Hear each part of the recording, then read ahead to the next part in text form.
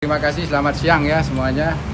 Hari ini kita mendaftarkan permohonan pra-peradilan ya. Nah, seperti awal pertimbangan kita sangat meragukan alat bukti yang dipakai ya, dan juga pasalnya ya. Makanya untuk itu kita mempertimbangkan dan memutuskan untuk melakukan pra-peradilan. Oke, sah-sah saja. Ada yang mengatakan, oh ini sudah cukup alat buktinya. Ada saksi juga sudah. Nah, tapi kita ini berperkara dalam hukum pidana ya. Nah, pembuktiannya yang dicari itu kan pembuktian material. Ya. Nah, pembuktian yang benar-benar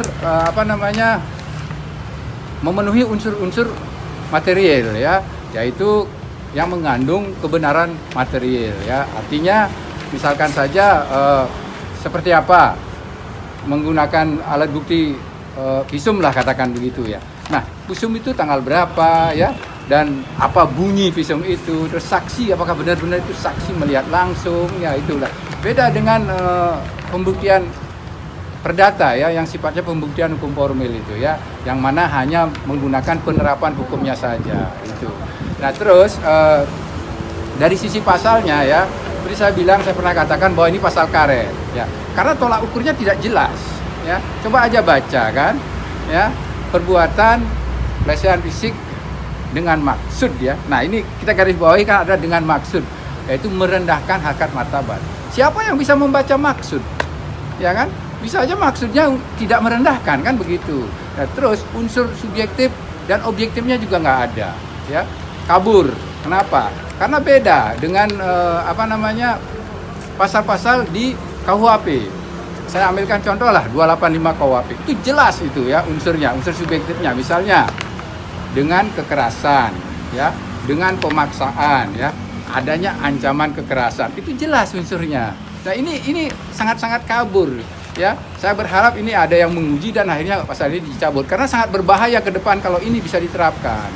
Nah, terus pasal ini juga pendapat saya ya, ini bukan lex specialis.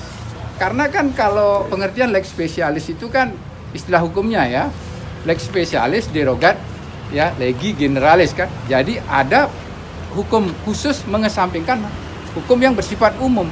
Nah, kalau ini dikatakan lex specialis, penyidik harusnya menjungtungkan KUHP di dalamnya. Ini tidak ada. Jadi ini hanya undang-undang umum yang hanya satu undang-undang aja dipakai. Jadi tidak ada KUHP-nya di sini. Ya. Nah, itu makanya apa yang dikesampingkan kan itu menjadi pertanyaan. Ya. Nah, itu. Nah, untuk itu makanya kita sudah mempelajari semua, dan semoga ya dengan permohonan pra-peradilan ini kasus ini dapat bisa tertangani dengan baik lah. Jadi klien kita bisa bisa lebih atas status tersangkanya yang diberikan kepadanya itu bisa ya, semoga saja ya ditangani oleh orang-orang yang benar paham hukum dan benar-benar perkara ini bisa diselesaikan dengan baik ya.